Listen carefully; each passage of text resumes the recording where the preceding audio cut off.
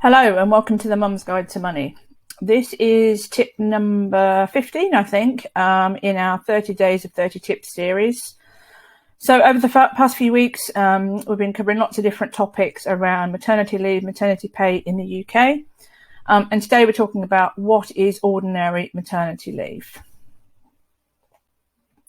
So you're in the right place if you're thinking about having a baby, you're not quite sure what the rules are, how they apply to you, what all the different terminology means, all the different things I cover are relevant for you, even if you're not expecting yet.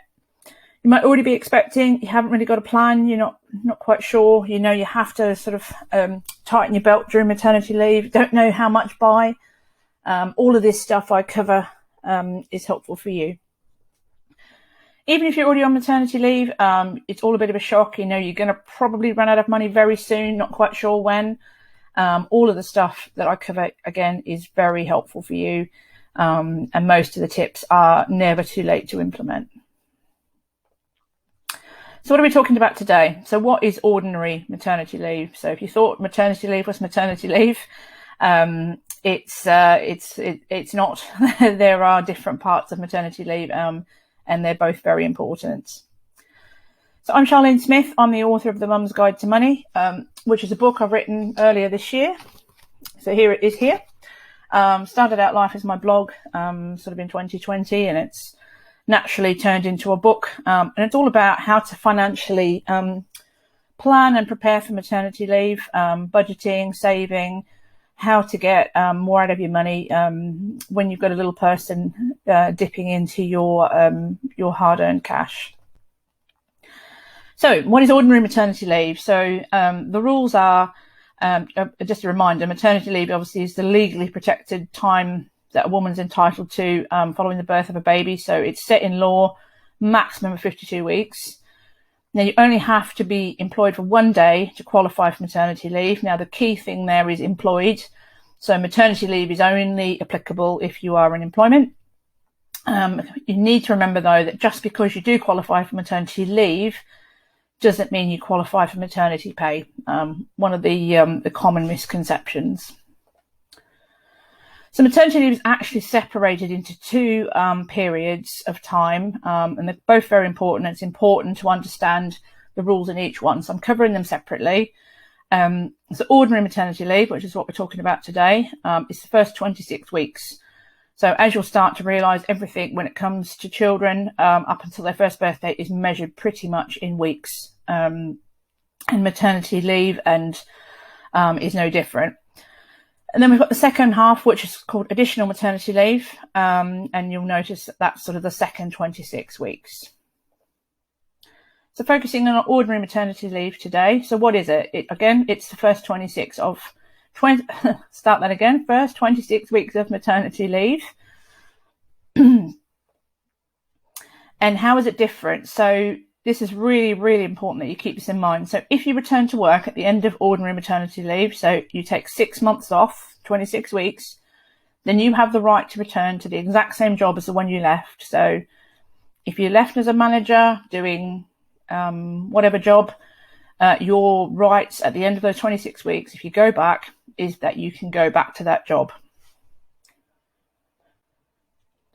So your other rights on maternity or during ordinary maternity leave are not affected. So you're still entitled to take your kit days, and you can still add on those 4 weeks of unpaid parental leave before you return to work. So quite useful if you're really adamant you want to go back to that exact same job. This is the only way you can protect it. But you can still have that sort of 4 weeks of unpaid leave to extend your maternity leave, which is a good tip to keep in mind. So when it comes to planning our maternity leave, important just to remember that maternity leave isn't just that sort of 52 weeks. There is different bits of leave that you can combine with it to extend the period you're away. Some of it's paid, some of it's not. So it's quite tempting to, in those last few months, to say, I want to go on maternity now because I'm so uncomfortable. I can't sit at home any longer. But if you've got any annual leave owing to you in that year, take that annual leave, perhaps to work part-time or to start your maternity leave unofficially early, because as soon as you start maternity leave, your maternity pay has to start. And if you take it too early, it might mean you're forced back to work earlier than you really want to. And obviously, after 6 weeks, for most of us, the very low £151 will kick in, which, if that is significantly different, like it was for me, to your normal salary, you don't want to be in a rush to be in that position. So, you try and use up your holidays before you start maternity, just to be a bit more comfortable, maybe work part-time. But importantly, it's paid leave and it's not maternity leave.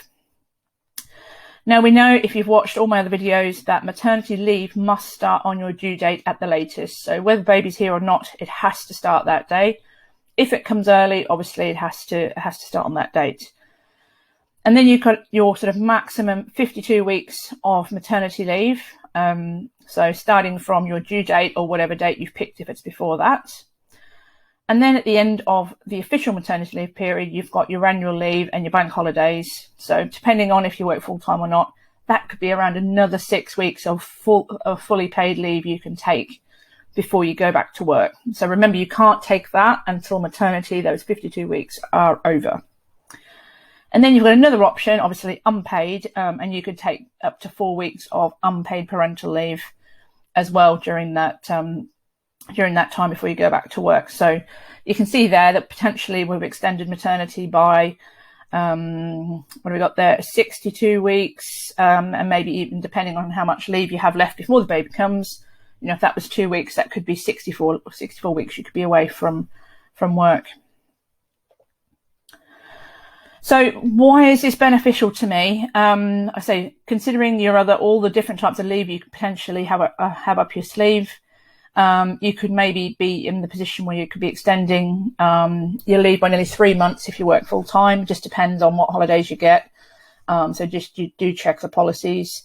And remember that if you're going back to work part time, your holidays you build up while you're away are based on your old working pattern. So if you worked full time before the baby, that's what you will, you build up holidays on the basis that you work full time while you're away from work. So important to keep that in mind, and important to check that they don't underpay you for your holidays if you go back part time.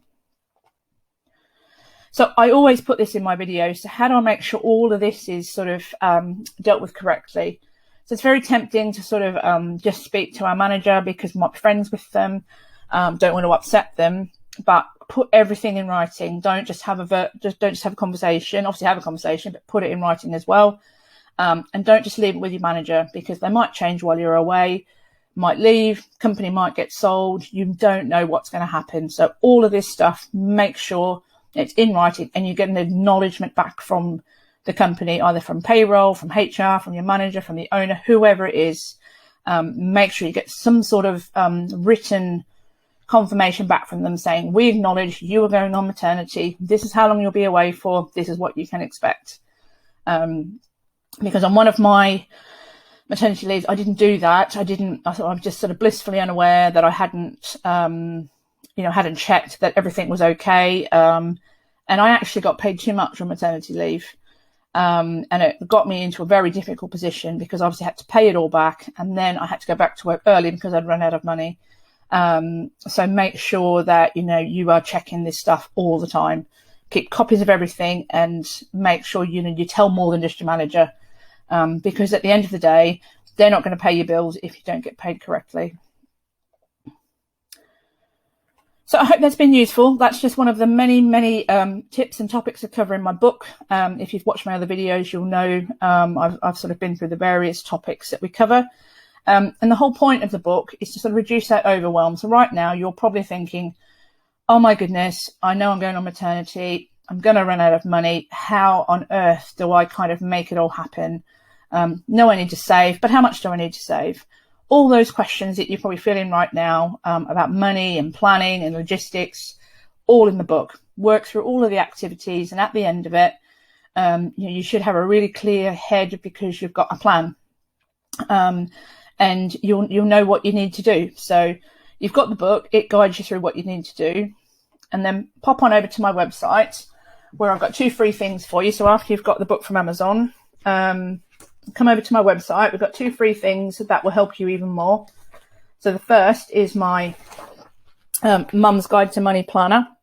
So you can download that for free, take it away. Obviously, I have a printed version because I have to show you. You can print it, not print it, up to you. But using that, it's a great place to journal, to make notes, to plan different things, checklists, shopping lists, you name it, it's in there. All the different things you could be worrying about. And then after you've downloaded the planner, download the budget calculator. So download it, take it away. I don't save any of your financial information. Download that and then go away and start putting your information in there and start to figure out, don't bury your head in the sand, start to figure out when you're going to run out of money. Is it after 6 weeks, 12 weeks, whatever it's going to be? Put all your information in there and then start to make a plan to make sure you don't run out of money. So how much do I need to save? How can I save that kind of money? And do all of that before you start going out and buying fancy prams and matching furniture and all the toys and all the clothes. Because once you've spent the money on all that, it's too late to have a sort of a financially sound maternity leave, because that money could have been used to be more comfortable during maternity. So these are just some of the different topics we cover in the planner. I won't go in them in detail because we cover them in loads of videos and you're probably sick of hearing them by now. I hope that's really been useful. So pop back tomorrow for more tips. In the meantime, have a nose around my website or head over to Amazon, download my book. Obviously, if you buy it on Kindle, you can take it away today, or you can get the paperback version sent to you. And then pop to the website and download your free stuff and get on and make your plan. Thanks for watching, and I'll see you on tomorrow's video.